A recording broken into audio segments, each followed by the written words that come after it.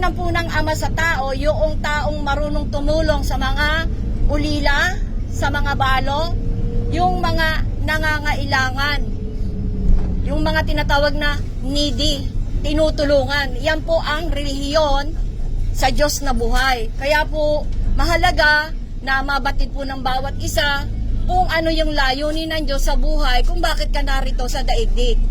Isang beses lang po tayong mabubuhay, hindi na po tayo makakabalik pa. Sabi po, ang impyerno, meron daw po yung pasukan, may pintuang pasukan, pero wala na po siyang pintuan para makalabas pa ang tao doon. May kawalang hanggan ang tao, yung espiritu sa loob. Kapag ang tao namatay na, uubusin na niya lahat ng kawalang hanggan sa impyerno kung hindi nabuhay ang kanyang espiritu ng salita ng Diyos. Dahil ang salita po ng Diyos ay buhay. Humihinga, tumitibok sa kaloob-looban ng buhay ng tao. Kaya po kung nais mo na magkaroon ng buhay ang espiritu mo, maaari po kitang gabayan sa isang panalangin. Hindi po kita kayang iligtas, hindi kita kayang patanggapin. Ang pwede ko lang gawin sa iyo ay gabayan ka sa isang panalangin. Kung nais mo po sumunod, mananalangin po ako. Ang Diyos po ang nakakakita kung binuksan mo ng taus-puso ang iyong damdamin sa Kanya. Kaya manalangin po tayo.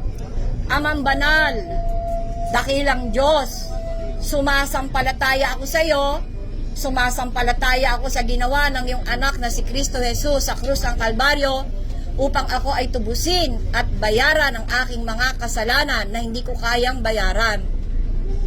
Humihingi po ako ng kapatawaran sa lahat ng nagawa kong kasalanan sa iyo, sa aking kapwa, sa aking sarili. Patawarin niyo po ako. Tulungan mo akong maituwid ko yung mga kamali ang nagawa ko sa buhay. Pagpalain mo po ako ng iyong banal na espiritu upang manahan sa buhay ko. Binubuksan ko ang puso ko sa iyo ngayon.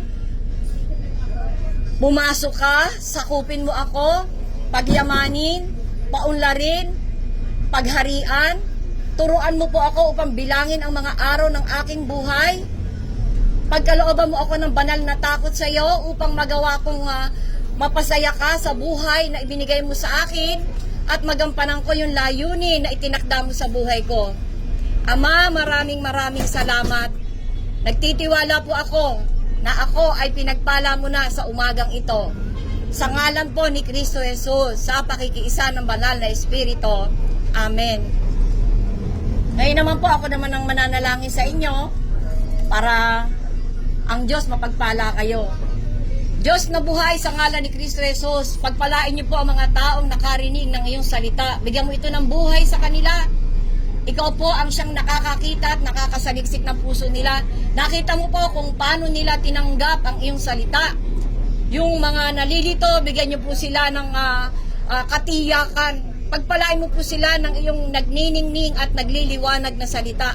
Ipadama mo sa kanila ang iyong banal na presensya at patuloy po nilang madama ang iyong banal na espiritong gumagawa, gumagalaw, kumikilos sa kaloob-looban ng buhay nila, pati sa kanilang mga pamilya.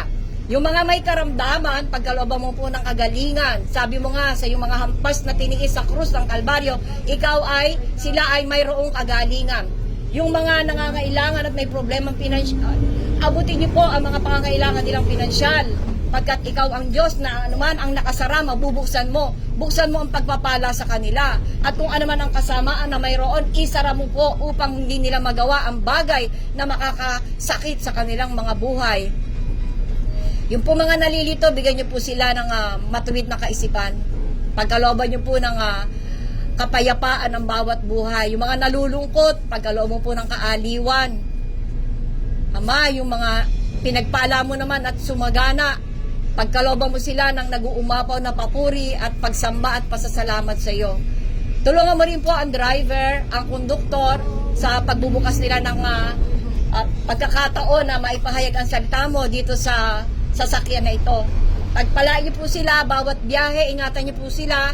Be on the driver's seat para lagi po siyang alerto sa kanyang pagmamaneho. Ingatan niyo po sa harap, sa likuran, sa magkabilang panig. Ang pagpapala mo ay madama ng driver at konduktor nito sa kanilang paglalakbay. Nakikita niyo rin po mga pangangailangan nila. Tulungan niyo po sila at pagpalain. Lahat-lahat po itinataas ko ang buhay ng bawat naririto, yung mga nakarinig ng salita mo.